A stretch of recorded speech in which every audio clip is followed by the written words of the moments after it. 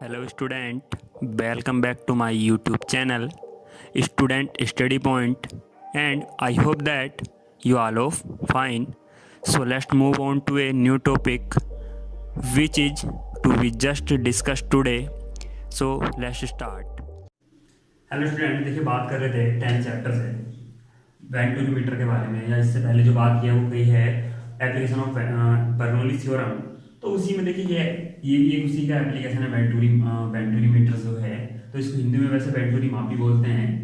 तो इसमें होता क्या है, देखिए कि एक क्षैतिज नली होती है और इस नली के जरिए हम क्या करते हैं, आप क्या कर सकते हैं कि द्रव का प्रवाह ज्ञात कर सकते हैं। क्या कर सकते हैं? द्रव का प्रवाह ज्ञात कर सकते हैं कि अब इस नली में जब द्रव प्रवाहित हो रहा है तो कितने वेलोसिटी से, यानी उसकी जो प्रवाह दर है वो क्या है।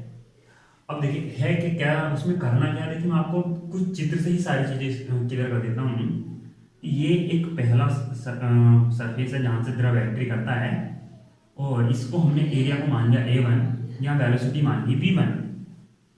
ये एक दूसरा सिरा है जहां हमने क्या करा, इसको A2 और V2 वेलोसिटी मान के चल रहे हैं। क्या मान के चल रहे हैं? A2 और V2 वेलोसिटी। ठीक है, अब यहां दाब मान के चलिए आप P1 है और इस स्तर पर दाब कितना है P2।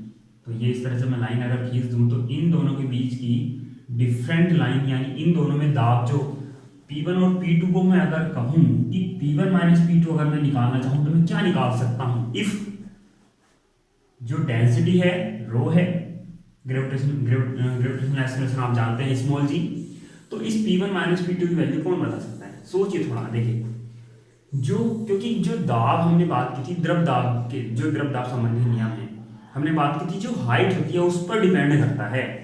तो दोनों के बीच में हाइट डिफरेंट कितना है, रो जी तो आना ही आना है, हाइट डिफरेंट हो, ले लीजिए दोनों के बीच का डिफरेंट निकल जाएगा। इतना क्लियर हो गया। तो अब देखिए क्योंकि बर्नौली थ्योरम का एप्लीकेशन है तो वहां बर्नौली थ्योरम यूज भी होगी। क्षैतिज क्या है? क्षैतिज नली है, तो क्षैतिज नली में जो हमारी स्थिति ऊर्जा है उसका कोई महत्व होता नहीं है।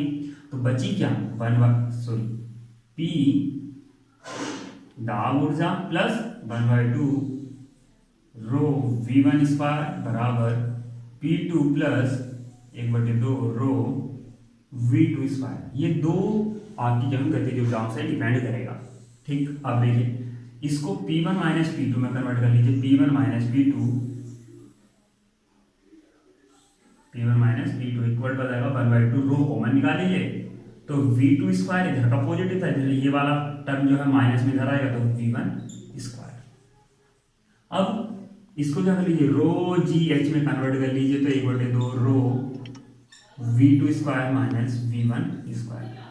कैंसिल आउट कर दीजिए, क्या क्या कैंसिल हो जाएगा, रो से रो कैंसिल तो हो जाएगा 2GH equal to V2 square minus V1 square.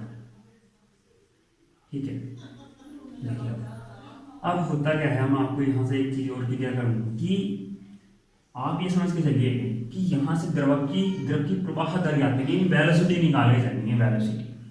अब वेलोसिटी आप यहाँ क्या कर सकते हैं, चाहे V1 का मान निकालिए चाहे V2 का। इससे पहले आप क्या जानते हैं, इक्वेशन ऑफ कॉन्टिन्यूटी जानते हैं। कॉन्टिन्यूटी इक्वेशन क्या होती है, A1 V1 equal to A2 V2 होती है। आप यहां से चाहे V1 की वैल्यू निकाल लीजिए चाहे V2 की वैल्यू निकाल लीजिए, चाहे V2 की वैल्यू निकाल लीजिए तो कितना आ जाएगा, A1 upon A2 into V1। ठीक है, ये वाला मान उठा के यहां रख दीजिए, क्योंकि देखिए किसी एक की वैल्यू निकालेंगे तो दूसरे को तो चेंज करना पड़ेगा आपको। ये अपने ध्यान होगा कि 10th में हम जब हम इस इक्वेशन सोल्व करते थे तो किसी एक एक्स या वाई को गायब करते थे एक समीकरण से और दूसरी में रख देते थे। यहाँ से A1 V1 A2 V2 में से आपने V2 की वैल्यू निकाली तो V2 यहाँ से गायब करने के लिए ये वाली वैल्यू यहाँ रख देंगे, तो ये आ जाएगा 2GH equal to A1 upon A2 into V1 का होल स्क्वायर माइनस V1 का होल स्क्वायर। 2GH क्या करेंगे, आप कॉमन निकाल लीजिए तो ये बच जाएगा V1 square A1 square minus A2 square minus 1। ठीक है, यहां से अगर मैं इसकी वैल्यू निकालना चाहूँ तो देखिए यहाँ से सोल्व आप कर सकते हैं और थोड़ा सा, तो ये आ जाएगा 2GH equal to V1 square A1 square minus A2 square upon A2 square का होल स्क्वायर। अब क्या करेंगे, देखिए V1 स्क्वायर की वैल्यू निकाली, यानी V1 स्क्वायर की वैल्यू आप निकालेंगे तो ये आ जाएगा 2GH into A2 square upon, जो ये मल्टीप्लाई वाली चीज़ें कहाँ जाएगी, भाग में, यानी A1 square minus A2 square. ठीक है, कितना आ जाएगा, V1 square equal to, sorry V1 की वैल्यू निकालने के आ जाएगा स्क्वायर से, देखिए इस स्क्वायर से ये वाला स्क्वायर तो हट जाएगा, तो ये आ जाएगा A2 केवल और अंडर रूट में 2GH upon A1 square minus A2 का स्क्वायर। ये आपका V1 का मान है। अब देखिए प्रवाह की दर, यानी एक सेकंड में प्रवाहित होने वाले द्रव की मात्रा, आयतन आप निकालना चाहें तो कैसे निकाल सकते हैं, आप निकाल सकते हैं जो यहाँ इस वाले बिंदु पर, ये जो है सिरा, इस सिरे पर कितना होगा, A1 V1 होगा। तो A1 तो आपका A1 है ही, इंटू V1 की वैल्यू ये आई हुई है, तो A2 under root 2GH upon A1 square minus A2 square, ये आपका क्या होगा, प्रति सेकंड आयतन। अब देखिए अगर थोड़ा सा डिफरेंट ये आपको लगेगा कि हमने यहाँ से वैल्यू V1 की ही क्यों निकाली है, V2 की क्यों निकाली, आप किसी को भी निकालिए, ठीक है, किसी को भी V1 की वैल्यू निकाल लीजिए, V2 की निकाल लीजिए। सोल्व जब करेंगे, सोल्व इसी तरीके से करना है, तो चेंज क्या आता है, बस यहाँ V1 की जगह V2 की वैल्यू आती। तो यहाँ V1 जब हमारे पास V2 की वैल्यू आती तो हम लेते क्या, हम लेते A2 V2, तो आंसर तो तब भी यही आता। तो आप जिस तरीके से चाहें उस तरीके से आप इसको सोल्व कर सकते हैं, जरूरी नहीं है मैंने V2 का मान यहाँ से निकाला था तो आप V2 का ही निकालें, आप V1 का निकाल सकते हैं और V2 का मान यहाँ रख सकते हैं।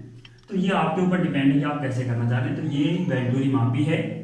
नेक्स्ट एक और टॉपिक बचेगा टोरिसेली में, उसको कराएंगे नेक्स्ट में, और बर्नौली थ्योरम क्या होगी समाप्त हो जाएगी, ठीक है, उसके एप्लीकेशन वगैरह जो भी है। तो इससे रिलेटेड क्वेश्चन काफ़ी ज़्यादा आते हैं, मैं आपको पहले से कह रहा हूँ, बर्नौली थ्योरम को आप कंप्लीटली तैयार करके चलिए, विद एप्लीकेशन जरूर पूछा जाता है। और लॉन्ग में, अधिकांश लॉन्ग में बर्नौली में आती है, और शॉर्ट में उसका एप्लीकेशन जरूर आता है। जो कल मैंने बताए थे अधिकांश उनमें से, जो कल 4 बताए थे उनमें से अधिकांश कोई ना कोई पूछा जरूर जाता है, ठीक है। तो thank you for watching, like और सब्सक्राइब शेयर करना ना।